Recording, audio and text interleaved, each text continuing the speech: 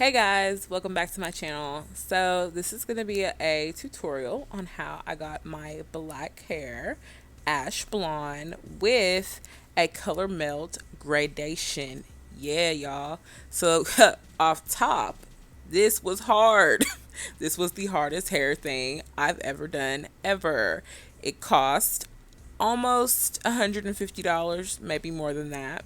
So I have a couple things to say about these products that I used.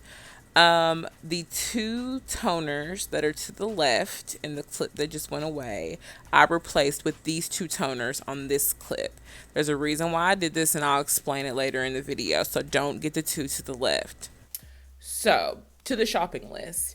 When it comes to blonde hair and bleaching hair, if you are not doing this for the first time, which no one should be bleaching hair for the first time and trying to do this, you know how much hair you have, you know how much hair that needs to be covered. So the amount of bleach that you buy is discretionary.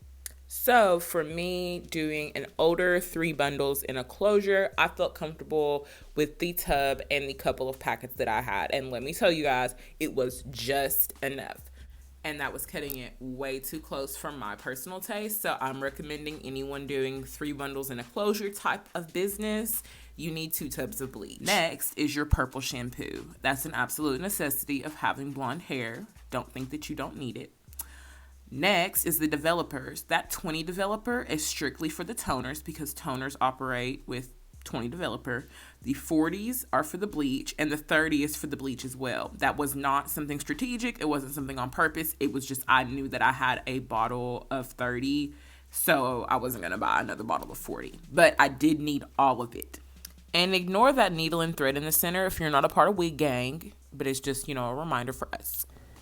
Next thing that's super important, if you think you don't need foil sheets, if you think you don't got $4 for foil sheets, you're wrong. Get foil sheets. Next topic. Okay, so prep your hair, whatever you're doing to whatever hair. I'm currently taking down a wig, and I'm going to just have the bundles because they weren't cut, obviously. So start with my closure because that's the most delicate task. Anything I do with my closure, you can refer back to the closure video prep that I did, and I'm literally parting it exactly that way, except I'm applying product to it. In the clip at the top, I'm making a drape out of a garbage bag. If you take a garbage bag and just cut up the sides without even unfolding it, you can drape it across the table. When you're done, just put it in the trash, call it a day. So as I'm sure that I don't need to give a tutorial on how to mix bleach powder, the next steps of accomplishing this goal of lighting the hair is to thoroughly saturate the hair. And when I say thoroughly, I mean if you want to go ahead and get 2 tubs of bleach, do that. Because it will only benefit you in the end of getting fully saturated pieces of hair that don't have demarcations, that don't have gradient lines in them because you were skimped for bleach. So always go with having more product. That's what the lady told me in the store. She's like, always get more product than you need, and you can just bring it back, because if you're in the middle of doing something like this and you run out of bleach, there's no really stopping this process. So I chose to go about 2 inches from the weft with the bleach. It's your personal preference. Do your thing. When it comes to the closure, I actually flipped over my part after bleaching, which I wish I would have not done. I wish I would have done it before because that caused me a problem later on in the video. But for now, this is the second bleach on the closure. You can see how much of the brassiness has went away and how much of the closure is more of a yellow tone. So I did the processing on all of the bleaches for 45 minutes. Make sure you have your timer set so you're not over processing the hair. But as you can see, this orange brassy color just isn't going to work. So when you go back in for your second bleach on your bundles, I recommend starting at the line of demarcation because that's the darkest line that you're going to be dealing with. So I would just like to make sure that it gets the most attention and the maximum processing time. And a quick tip, when you are putting your bundles in the aluminum foil to process, don't press them down. Don't try to get them really tight in the aluminum foil because that actually creates deviation lines in the hair. just make it loose because the hair is actually just needing to be insulated by the aluminum foil. So it's actually going to puff up, and pressing it makes the hair do weird stuff. Just saying. So the end goal is to get this hair a light yellow color. Like I said, it does not need to be white, but as you can see, all the orange colors are gone, unless you're like examining my line of demarcation, even though it's still pretty light up there too. And you can see that my closure and my bundle are the same color. So at this point, when your hair is this color or lighter, I would be okay with proceeding to the toning process.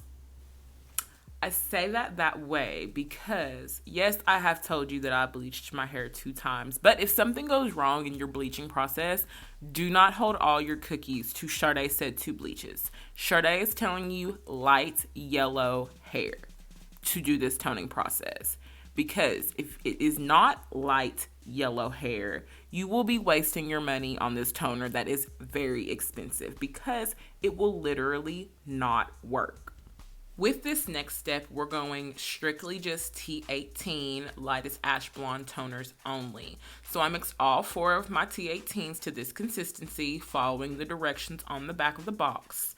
And I applied them to my closure and bundles from the line of demarcation down. Now, you don't have to be scared or anything because it's not going to tone anything. That's not that yellow blonde color. However, it does say 15 minutes. It'll turn to a purple color and you wash it out and your hair should look a little something like this. Now that you have graduated to your very pretty light ash blonde hair, I bet you're thinking that it's almost over. I bet you're thinking that you have time for the rest of your weekend. I bet you think you deserve a taco. And you would be wrong. So this is the hair after I've sewn it into a wig. And this is when I started to address a couple of the issues that I ran into, which was flipping over my part after I had bleached it, which caused my line of gradation to just be jacked up. And you guys don't have to worry about that if you didn't mess it up, but I'll explain what I did at the end. And also to create a line of gradation where this halo is.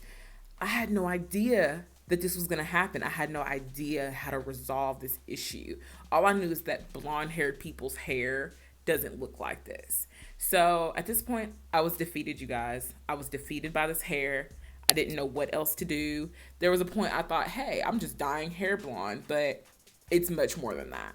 So to get this hair to go from this to this took a little bit of education.